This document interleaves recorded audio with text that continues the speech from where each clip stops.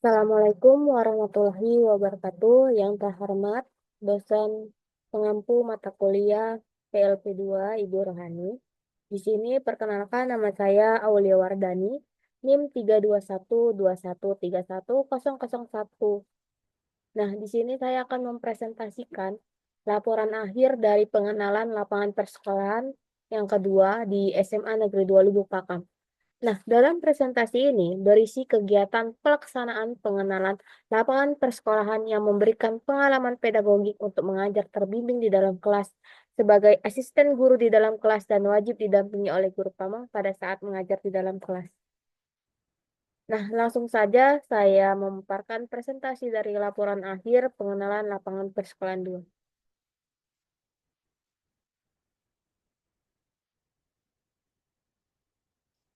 Nah, yang pertama ada bab 1 pendahuluan, di mana di bab 1 pendahuluan ini ada kajian dari latar belakang dan tujuan PLP.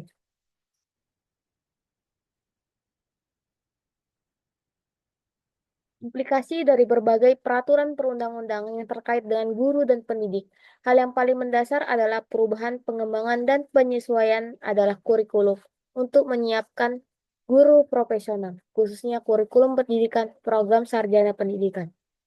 Kurikulum pendidikan program sarjana pendidikan yang bermutu akan menghasilkan lulusan calon pendidik yang bermutu, sebagaimana dinyatakan pada Permendikbud Dikti nomor 55 tahun 2017 pasal 1 butir 8 PLP adalah proses pengamatan atau observasi dan pemagangan yang dilakukan mahasiswa program sarjana pendidikan untuk mempelajari aspek pembelajaran dan pengelolaan pendidikan di satuan pendidikan pasal 3 ayat 1 F dinyatakan bahwa standar pendidikan guru berfungsi sebagai acuan bagi program pendidikan guru untuk menghasilkan guru profesional melalui pelaksanaan PLP dan PPL. Perencanaan proses pembelajaran dan pelaksanaan proses pembelajaran menerapkan konsep integritas akademik, salah satunya proses pembelajaran dalam bentuk praktik lapangan. Praktik lapangan ini dilakukan dalam bentuk PLP, di mana tujuan PLP 2 yaitu memberikan pengalaman kepada mahasiswa secara pedagogik untuk mengajar terbimbing di dalam kelas, di mana di sini mahasiswa PLP berperan sebagai asisten guru di dalam kelas dan wajib didampingi oleh guru pamong pada saat mengajar di kelas. Yang kedua, memperoleh pengalaman praktik sekolah khususnya terkait tugas dan tanggung jawab guru, di mana mahasiswa di sini mengamati secara langsung proses pembelajaran dalam kelas, termasuk strategi pembelajaran, pengelolaan kelas, interaksi dengan siswa, serta pemanfaatan teknologi informasi yang digunakan oleh guru melalui pengamatan pada saat pelaksanaan PLP. Yang kedua, meningkatkan kemampuan berpikir kritis dan keterampilan mengajar melalui pengembangan perangkat pembelajaran dengan bimbingan DPL dan guru pamong yang nantinya dapat diimplementasikan dalam asistensi intrakurikuler, kurikuler, dan ekstrakurikuler. Di mana pada pelaksanaan PLPNJ akan memberikan informasi mengenai perkembangan keterampilan yang dimiliki mahasiswa melalui evaluasi diri, sehingga melalui hal tersebut dapat menciptakan calon guru masa depan yang profesional. Nah, selanjutnya ada bab 2, informasi umum sekolah mitra PLP 2. Di mana di sini ada visi misi dan tujuan sekolah, organisasi sekolah, sumber daya manusia di sekolah, sarana dan prasarana, kemudian ada prestasi sekolah dan kegiatan pendukung. Dalam hal ini informasi umum sekolah mitra yaitu adalah SMA Negeri 2 Lubukakam. Di mana dalam hal ini SMA Negeri 2 Lubukakam memiliki visi dan misi dan tujuan sekolah, di mana visinya itu berakhlak mulia, unggul dalam prestasi, kompetitif, berkecakapan, hidup dan mandiri, serta berwawasan lingkungan.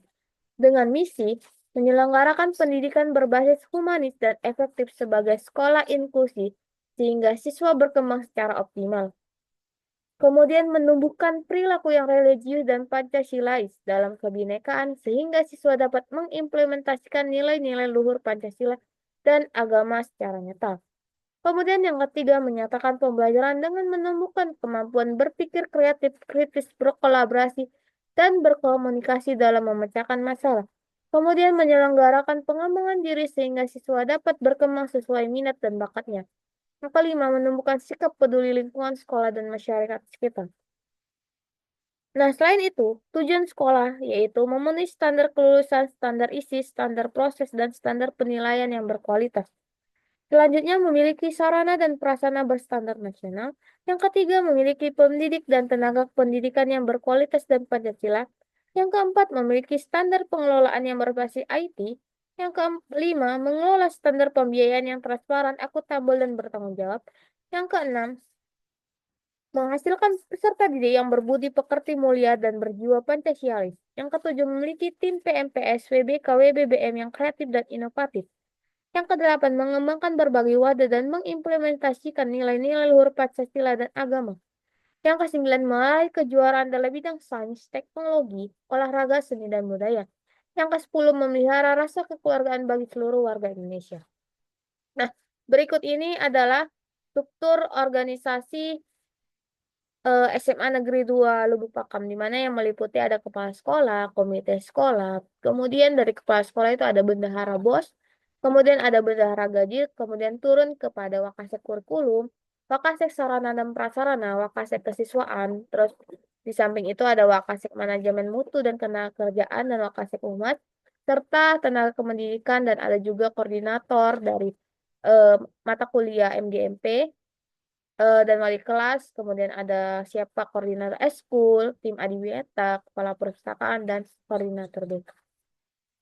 Nah, kemudian sumber daya manusia di sekolah di mana dari hasil mitra PLP itu ada data kepala sekolah dan wakasek di mana ada satu orang kepala sekolah, kemudian yang kelima ya terus ada 5 orang wakil kepala sekolah di mana di sini yang pertama ada wakil kepala sekolah di bidang urusan kurikulum, kemudian kesiswaan, urusan sarana dan prasarana, wakasek sekolah urusan hubungan masyarakat, kemudian dan manajemen dan ketenagaan. Nah, kemudian ada guru dan tenaga pendidikan di mana guru di SMA Negeri 2 itu berjumlah 71 orang dengan tenaga kependidikan 10 orang. Nah, selanjutnya ada siswa di SMA Negeri 2 Lubukam dengan jumlah siswa kelas 10 yaitu 396 orang, kelas 11 390, kelas 12 387. Nah, kemudian ada sarana dan prasarana di mana SMA Negeri 2 Lubukam ini memiliki sarana dan prasarana yang cukup lengkap dalam kondisi yang baik, meliputi ada ruang kelas, di mana ruang kelasnya itu ada 30, kemudian laboratorium yang terdiri dari fisika, biologi, kimia, komputer, dan bahasa. Kemudian ada aula perpustakaan, ruang kepala sekolah, ruang wakil kepala sekolah, ruang guru, ruang organisasi, misalnya ada OSIS, pramuka, terus pendopo, kantin, lapangan, ada lapangan sepak bola, lapangan voli, kemudian gudang dan fasilitas belajar seperti proyektor, laptop, kamera, terus speaker. Kemudian ada prestasi sekolah, di mana SMA Negeri 2 Lebukam memiliki 12 prestasi sekolah dari tahun 2021 hingga 2023 dan memiliki 10 kegiatan pendukung, di mana dari 12 prestasi sekolah ini adalah data yang didapatkan dari observasi. Nah, di mana kegiatan pendukung dari SMA Negeri 2 Batam yaitu ada kegiatan upacara bendera, kegiatan pembiasaan diri melakukan sapa dan salam setiap Senin sampai Senin sampai Sabtu ketika pagi hari sebelum siswa masuk ke ruang kelas. Kemudian kegiatan pembiasaan diri dari berdoa sebelum belajar, kemudian menyanyikan lagu wajib, kemudian kegiatan literasi, terus kemudian kegiatan intrakurikuler, kurikuler dan ekstrakurikuler. Kemudian ada kegiatan melirik, di mana kegiatan memudayakan menulis kreatif dan menarik dilaksanakan setiap hari Selasa. Kemudian ada kegiatan Cinta Bahasa Indonesia dan Budaya Nusantara yang dilaksanakan setiap hari Rabu. Kemudian ada English Day, Rohani Islam, dan pendalaman agama untuk agama Kristen, serta adanya senam pagi. Kemudian dari bab 3, di mana bab 3 ini adalah hasil kegiatan PLP 2 yang dilaksanakan oleh saya di SMA Negeri 2 Lupakam, di mana Yang pertama tentunya analisis perangkat pembelajaran, strategi pembelajaran, sistem evaluasi dan pemanfaatan teknologi informasi dan komunikasi dalam pembelajaran. Yang kedua, pengembangan perangkat pembelajaran. Yang ketiga, asistensi kegiatan intrakurikuler, kurikuler, dan ekstrakurikuler.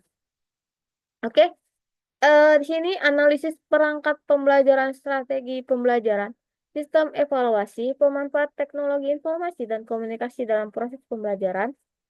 Yang pertama dilakukannya pengumpulan data, di mana dalam kegiatan PLP ini tentunya dilakukan dengan teknik observasi, dengan melakukan pengamatan secara langsung mengenai untuk mencari informasi umum seperti tadi ada visi misi sekolah, organisasi sekolah, sumber daya manusia, prestasi siswa, terus kemudian ada kegiatan eskul, dan juga kegiatan proses pembelajaran. Yang kedua, wawancara, di mana wawancara ini dilakukan oleh saya sendiri dan guru pamong. Tentunya, eh, guru pamongnya itu adalah guru geografi. Kebetulan saya ada jurusan geografi, di mana dalam hal ini kegiatan wawancaranya itu untuk memperoleh analisis data dalam pengembangan perangkat pembelajaran. Kemudian, kemudian studi dokumen. Dokumen ini sangat penting. Kenapa? Karena ini adalah pengumpulan studi dokumen dengan gambar ketika kita akan mengambil gambar mengenai proses pembelajaran di kelas dan serta kondisi lingkungan sekolah. Nah, analisis data. Dari analisis data dari kegiatan PLP ini didasarkan pada pengumpulan data tadi dari observasi, wawancara, dan studi dokumen, di mana berdasarkan analisis data itu bahwasannya di SMA Negeri 2 Lobakan, eh, perangkat pembelajaran dan strategi yang diterapkan sejalan dengan prinsip kurikulum merdeka, di mana eh, pembelajaran berpusat pada siswa dalam praktiknya. Penerapan yang diterapkan oleh siswa ini dalam proses pembelajaran di SMA Negeri 2 Lobokan, khususnya pada mata pelajaran geografi, yaitu menerapkan model pembelajaran berbasis masalah. Kemudian ada literatur review, di mana tadi yang pertama ada perangkat pembelajaran, di mana itu adalah perangkat berbagai materi yang digunakan oleh guru yang akan mendukung kegiatan belajar mengajar di kelas. Nah, kemudian ada strategi pembelajaran, yaitu di mana ini adalah rencana atau metode yang akan digunakan oleh guru dalam mendukung proses belajar mengajar. Kemudian ada sistem evaluasi, di mana dalam kurikulum Merdeka menyediakan dua jenis sistem evaluasi, yaitu formatif dan sumatif, di mana kegiatan ini merupakan kegiatan untuk menilai eh, bagaimana perkembangan cara belajar hasil belajar siswa. Kemudian pemanfaatan TIK dalam pembelajaran, di mana dalam konteks TIK ini adalah di mana dalam proses pembelajaran itu mengakses konten yang menggunakan eh, produk digital yang menerapkan berbasis TPACK. Nah, di mana dalam hal ini akan menciptakan proses pembelajaran yang menyenangkan dengan menggabungkan unsur teknologi, sehingga eh, dapat membuat pembelajaran itu terasa menarik, menyenangkan, serta interaktif dan inovatif. Nah, kemudian pengembangan rencana solusi, di mana dalam hal ini dilakukannya rencana solusi untuk meningkatkan perangkat pembelajaran, strategi pembelajaran, sistem evaluasi, dan pemanfaatan TIK dalam pembelajaran di kelas yang akan dilakukan oleh saya. Di mana pertama dilakukannya yaitu perangkat pembelajaran lebih beragam dan interaktif dengan memanfaatkan teknologi menciptakan materi ajar yang menarik, serta interaktif dan relevan bagi siswa. Nah, di sini saya merancangkan perangkat pembelajaran yang akan digunakan di dalam ketika melaksanakan PLP 2. Nah, di situ selain itu yaitu pelatihan untuk menerapkan metode, di mana dengan memperkenalkan metode pembelajaran yang dapat atau yang cocok digunakan oleh siswa. Kemudian inisiasi pengembangan produk awal pembelajaran, di mana hal ini berisi mengungkapkan sejumlah kebutuhan dan tantangan yang dihadapi dalam proses pembelajaran, di mana di sini adalah dari perangkat pembelajaran yang awalnya dirancang itu eh, dievaluasi kebutuhan dan tantangan apa saja yang telah dilaksanakan itu. Seperti contohnya pada kelas 10 itu ada materi peta, di mana pada materi peta itu siswa kelas 10 itu diminta untuk menggambar peta. Nah, dalam menggambar peta itu siswa itu seringkali tuh merasa kesulitan. Kesulitannya apa? Contohnya pada saat pembuatan peta grid. Mereka tuh iya peta dengan metode budi sangkar. Mereka tuh sangat sulit untuk membuat kotak-kotak grid yang kecil itu. Nah, seringkali dalam menggambar garis-garis grid itu mereka keliru sehingga menyebabkan ketidakseragaman dari ukuran peta dengan yang akan digambar oleh mereka sehingga menimbulkan ketidaksesuaian ukuran dan bentuk subjek yang akan digambarkan pada peta.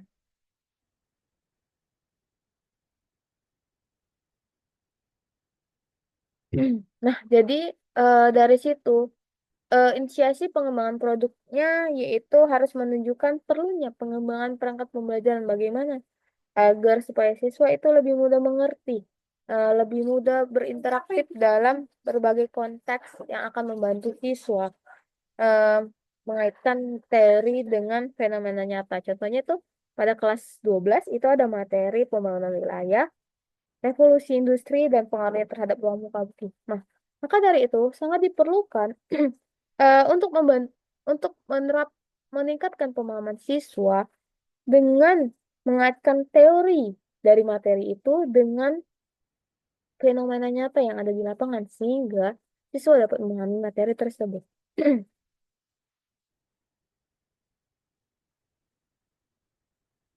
Nah, dalam penerapan perangkat pembelajaran yang ada di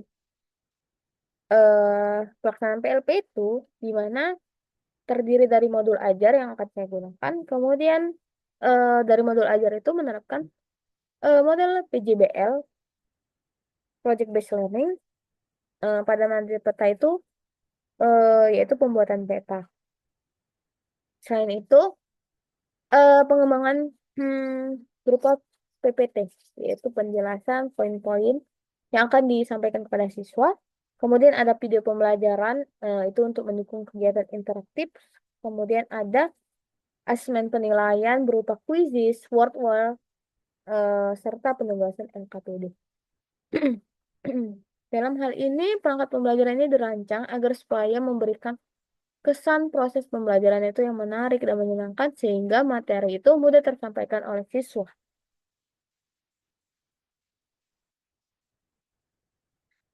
Kemudian, dari analisis pengembangan produk awal itu, jadi di sini dapat disimpulkan kalau dari guru geografinya itu harus berfokus pada pencapaian materi yang akan diajarkan. Kemudian penggunaan media itu harus kreatif dan inovatif yang terintegrasi dengan TIK sehingga dalam hal tersebut dapat meningkatkan pengalaman belajar siswa. Nah, terus ada pengembangan perangkat pembelajaran, di mana dari pengembangan tadi itu penilaian eh, pengembangan produk awal perangkat pembelajaran dilakukan oleh pengembangan perangkat pembelajaran, di mana itu berdasarkan dari penilaian dan masukan oleh DPL dan guru pamong, di mana guru pamong itu memberikan penilaian terhadap pengembangan perangkat pembelajaran yang dilaksanakan oleh mahasiswa PLP, yaitu saya. Selain itu, DPL memberikan masukan terhadap pengembangan perangkat pembelajaran yang sudah saya rancang. Nah, kemudian ada perbaikan dari guru pamong sendiri, bahwasannya eh, untuk eh, penerapan pembelajaran di kelas seharusnya lebih menggunakan pemanfaatan media pembelajaran seperti presentasi dan video yang efektif untuk menjelaskan materi-materi yang diajarkan gitu. Kemudian perbaikan perangkat pembelajaran, di mana hal ini dilakukan penilaian dan masukan oleh guru pamong dan DPL dengan lebih ditingkatkan dengan menambahkan elemen evaluasi, di mana seperti menambahkan gambar kerja siswa atau tugas akhir yang sesuai dengan materi. Nah, kemudian penggunaan perangkat pembelajaran, di mana hal ini adalah bagaimana perangkat pembelajaran yang kita susun itu dapat digunakan dan yang meliputi dari bagaimana respon siswa terhadap eh, perangkat pembelajaran yang kita gunakan. Efektif nggak metode yang kita terapkan di dalam proses pembelajaran itu. Sehingga dari penggunaan perangkat pembelajaran ini akan memberikan wawasan yang berharga untuk pengembangan lebih lanjut dan membantu identifikasi arah yang perlu ditingkatkan, di mana bagian materi mana siswa yang kesulitan gitu. Kemudian ada perbaikan produk akhir perangkat pembelajaran. Dalam hal ini, produk akhir perangkat pembelajaran dengan ditingkatkan melalui penyesuaian yang didasarkan pada evaluasi dan umpan balik yang diperoleh selama PLP. Di mana dalam proses ini, yaitu adanya perbaikan lebih lanjut yang akan dilakukan untuk meningkatkan kualitas perangkat pembelajaran agar lebih optimal gitu. Nah, kemudian ada asistensi kegiatan intrakurikuler, kokurikuler, dan ekstrakurikuler, di mana kegiatan intrakurikuler di SMA Negeri 2 kan tentunya yang pertama kegiatan belajar mengajar seperti kegiatan aktivitas diskusi kelompok, presentasi, proyek, dan tugas-tugas kelas. Kemudian kegiatan P5 yaitu dalam kurikulum Merdeka itu tidak asing, yaitu proyek penguatan profil Pancasila, kegiatan piket setiap pagi, kegiatan senam yang dilakukan setiap hari Sabtu, kegiatan kita bahasa Indonesia dan budaya Nusantara setiap hari Rabu, kegiatan English Day setiap hari Kamis, kegiatan rohis atau pendalaman agama setiap hari. Nah, kemudian kegiatan kokurikuler yaitu ada MOS, masa orientasi sekolah yang dilaksanakan di SMA Negeri 2. Yang kemudian ada pramuka, rihla peserta didik yaitu retreat, berpergian gitu. Kemudian ada kegiatan ekstrakurikuler, di mana dalam kegiatan ekskul ini ada dua dalam bidang akademik dan non akademik. Dari akademik itu meliputi dari KSN, yaitu ada KSN matematika, ekonomi, fisika, biologi, geografi, ekonomi, kimia, kebumian, informatika. Kemudian kalau yang non-akademik itu meliputi samapta dan akademik, paskibra atau paskas, pramuka, PR, pencaksilat, paduan suara, seni tari, karate, English club, badminton, baca tulis Al-Quran, basket, dan futsal. Nah, di sini ada masuk peran mahasiswa dalam pelaksanaan kegiatan asistensi. Apa aja sih? Yang pertama tentunya mahasiswa melakukan komunikasi dengan pihak sekolah mitra untuk menentukan jadwal pertemuan dan dikenalkan oleh guru pamong untuk menyepakati jadwal kehadiran sekolah, di mana dalam hal ini kita sebagai mahasiswa itu menentukan jadwal pertemuan, eh, kapan bisa datang ke sekolah, kapan kita belajar mengajari kelas, kemudian bersama guru pamo menyepakati jadwal kehadiran di sekolah gitu. Kebetulan saya itu jadwal hadir sekolah itu setiap hari dari Senin sampai Sabtu. Kemudian mahasiswa mengambil peran dalam proses pembelajaran di kelas 10, 11, dan 12 dan berperan sebagai pengawas ujian di ATS, Asesmen Tengah Semester. Nah, dalam hal ini saya pada waktu pelaksanaan PLP itu mengambil peran dari proses pembelajaran di kelas 10, yaitu ada kelas 10G, H, I, J, K, dan di kelas 11 saya mengambil peran di kelas 11H, kelas 12, kelas 12B, dan J. Kemudian saya juga berperan sebagai pengawas pada saat asesmen tengah semester yang dilakukan oleh siswa SMA Negeri 2 Lobakan. Kemudian mahasiswa menghadiri dan mengamati kegiatan intrakurikuler, kurikuler, dan ekstrakurikuler. Di mana di sini saya menghadiri kegiatan dari eh, kegiatan eh, senam pagi, kemudian mengamati atau melihat kegiatan cinta bahasa Indonesia dan budaya Nusantara, kegiatan English Day. Terus ada juga kemarin dilakukan kegiatan Maulid Nabi Muhammad Shallallahu Alaihi Wasallam. Kemudian ada kegiatan World Clean Up Day, di mana dalam hal ini kegiatan bersih-bersih sekolah Deli Serdang kemarin. Nah, kemudian mengikuti juga kegiatan upacara bendera pada hari Senin dan kegiatan kesaktian Pancasila. Nah, selain itu juga saya mengikuti atau melihat langsung proses pemilihan atau OSIS. Nah, dari peran yang saya laksanakan dalam kegiatan PLP, ada hasil yang saya capai, di mana tentunya hasilnya itu peningkatan pemahaman dan penguasaan materi pembelajaran. Di sini saya mendapatkan pemahaman materi dengan jelas dan menarik gitu. Walaupun saya udah pernah belajar di SMA, namun dari praktik pengalaman PLP ini saya dapat mengingat atau meninjau kembali materi pelajaran dulu gitu. Dimana tentunya saya kan masuk kelas 10. Jadi itu saya mendapatkan pengalaman materi peta, penginderaan jauh dan SIP. Saya mendapatkan pengalaman dalam menerapkan tiga materi pembelajaran ini. Kemudian kalau di kelas 11 saya dapat mengetahui pemahaman materi dari perseruan flora dan fauna, kemudian manfaat flora dan fauna, kemudian membahas lingkungan dan ekosistem. Nah, kemudian di kelas 12 tentunya saya dapat mengetahui materi mengenai eh, pembangunan dan revolusi industri, serta kerjasama antar negara. Nah, kemudian yang kedua, hasil yang dicapai itu pengembangan kemampuan mengajar di kelas, di mana dalam hal ini saya dapat berlatih mengajar di dalam kelas dengan menerapkan berbagai metode dan model pembelajaran pada saat pembelajaran di kelas.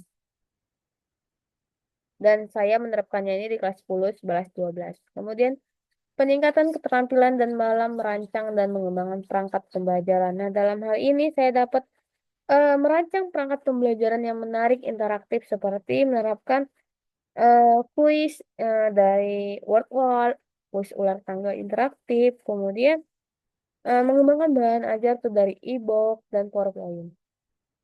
Kemudian pengalaman langsung dalam mengelola kelas dan berinteraksi dengan siswa. Tentu saja dari PLP ini saya merasakan langsung bagaimana dinamika kelas pada waktu kegiatan pembelajaran. Selain itu, dapat mengelola perilaku siswa agar tetap kondusif dan ikut berpartisipasi aktif dalam kegiatan pembelajaran. Kemudian adalah pengembangan kemampuan dalam menilai dan mengevaluasi hasil belajar siswa. Nah, dalam hal ini, saya dapat melakukan pengembangan kemampuan terhadap siswa dari setiap pertemuan itu. Saya melaksanakan evaluasi di mana dengan membuat soal dari setiap pertemuan pembelajaran untuk melakukan penilaian dan mengamati tugas dengan memeriksa pengerjaan dan mengoreksi tugas siswa.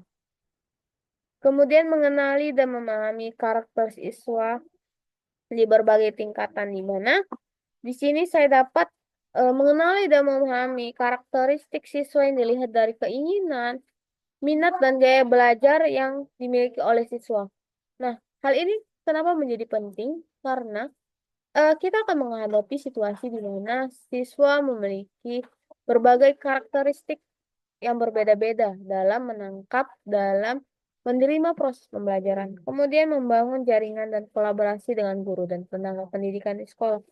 Di mana dalam hal ini saya dapat berinteraksi dengan guru dan staf di luar sekolah dalam acara sekolah, terus membantu membangun hubungan dan memperkuat hubungan, sehingga dalam hal ini saya dapat sharing-sharing pengalaman dengan guru dan tenaga kependidikan di sekolah. Kemudian apa sih kendala yang dialami? Kemudian tentunya yang pertama itu adanya penggunaan teknologi yang mengalihkan perhatian peserta didik. Kenapa? Di sini bahwasannya siswa membawa handphone. Jadi dalam hal ini pada saat pembelajaran di kelas itu perhatian mereka teralih dengan handphone, seperti bermain game, mengakses konten yang tidak relevan dengan pembelajaran, sehingga hal ini mengalihkan perhatian siswa. Terus kemudian juga penggunaan ChatGPT atau AI dalam proses pembelajaran, di mana di sini tidak dapat mengembangkan kemampuan berpikir kritis siswa ya, di mana dalam hal ini siswa seringkali kerap mencari jawabannya itu dari AI. Kemudian mengaitkan materi pembelajaran dengan pengalaman atau lingkungan sekitar, di mana dalam hal ini siswa kan memiliki kemampuan yang berbeda-beda dalam memahami materi pembelajaran. Jadi itu saya sebagai calon guru harus memperhatikan dan memahami materi yang akan disampaikan dengan mengaitkan atau menggabungkan pengalaman serta pembelajaran yang diperoleh oleh siswa agar siswa dapat memahami materi yang akan dibahas dan mampu menyelesaikan permasalahan sehingga memperoleh solusi dari permasalahan yang disajikan. Kemudian kurangnya antusias dan semangat belajar peserta didik, terutama pada les terakhir ini. Siswa seringkali nggak semangat belajar. Kemudian karena banyaknya jumlah siswa yang ada di dalam kelas sehingga kita harus lebih giat lagi untuk menumbuhkan semangat belajar mereka gitu. Kemudian pembentukan kelompok diskusi. Nah, kerap kali ini menjadi permasalahan. Kenapa? Di mana banyak sekali bisa kita lihat bahwasanya banyak sekali cenderung pembentukan kelompok diskusi berdasarkan circle, bahkan berdasarkan kelompok yang relatif rajin dan relatif pintar, di mana seringkali siswa meminta membentuk kelompok sendiri sehingga dalam proses pembelajaran itu tidak merata gitu. Jadi dalam kelompok itu seringkali ada kelompok yang tidak aktif gitu untuk menerima proses pembelajaran gitu. Nah, kemudian kegiatan pembelajaran dalam bentuk diskusi, di mana hal ini cenderung hanya beberapa siswa gitu yang ikut aktif dalam kegiatan pembelajaran gitu. Kemudian jaringan pada aplikasi exam untuk ujian yang tidak di mana di sini SMA Negeri 2 ini udah menerapkan asesmen tengah semesternya itu berbasis online, yaitu menggunakan exam, di mana seringkali hal tersebut mengganggu jaringan dari penggunaan exam itu. Seringkali terjadi kesalahan gitu dalam mengakses ujian. Nah, apa sih solusi dari kendala yang dialami tadi? Tentunya yang pertama menciptakan lingkungan belajar yang positif, di mana dengan membangun hubungan yang kuat dengan siswa sehingga merasa termotivasi untuk belajar. Selain itu, menyajikan materi pembelajaran yang menarik dan menantang sehingga siswa tetap fokus dan terlibat dalam proses pembelajaran.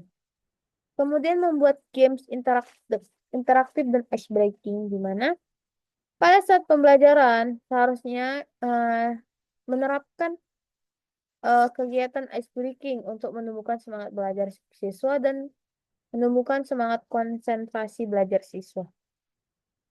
Kemudian membuat game interaktif itu bisa melalui aplikasi Word or Quizzes, teka-teki silang, dan lain-lain. Kemudian memberikan laporan kepada pengawas ujian. Tentunya pada saat kemarin itu saya mengawas kegiatan ujian, yaitu memberikan laporan kepada pengawas bahwasannya terdapat siswa yang bermasalah dalam mengakses ujian gitu. Dan setelah itu menyesuaikan, mengkondisikan ruang ujian dengan baik sesuai dengan pengarahan dan bimbingan dalam mengerjakan pengawasan ujian.